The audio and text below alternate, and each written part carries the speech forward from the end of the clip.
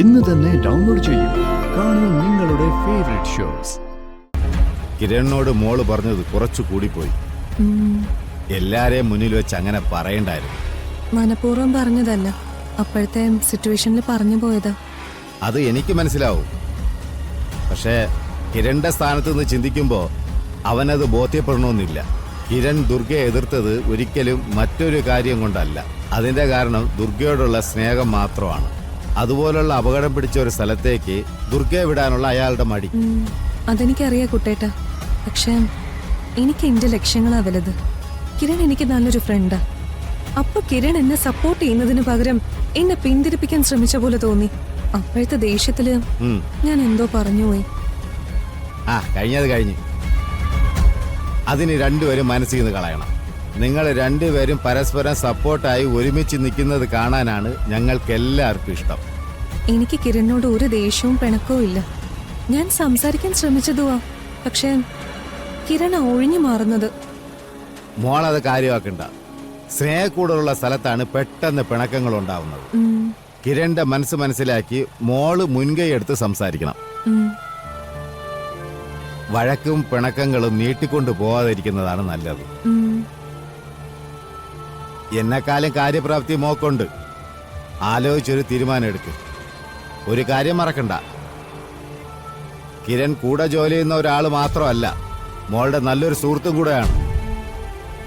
ആ സ്നേഹത്തിൽ ഒരു കുറവും വരരുത്.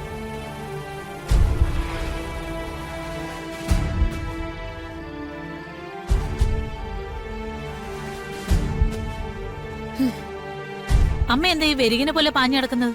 ഒന്നുമില്ല. അതല്ല, എന്തോ ഉണ്ട്. ആരെയും നോക്കുന്ന പോലെ ഉണ്ടല്ലോ.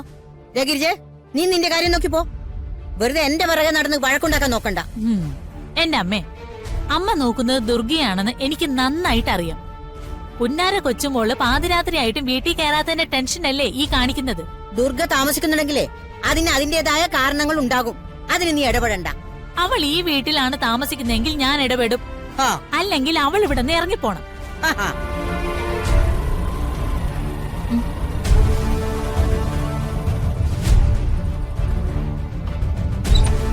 വന്നല്ലോ. ഓ ഈശ്വരാ, എവിടെയായിരുന്നടി ഇതുവരെ? ഇന്നും നിനക്ക് മീറ്റിംഗ് ഉണ്ടായിരുന്നോ?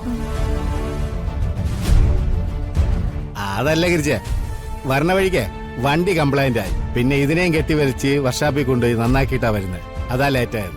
ഓ, ഇന്ന് പുതിയ കാര്യം കിട്ടിയല്ലോ. എന്നടി മിണ്ടാത്തത്? നിന്റെ നാവ് ഇറങ്ങിപ്പോയോ?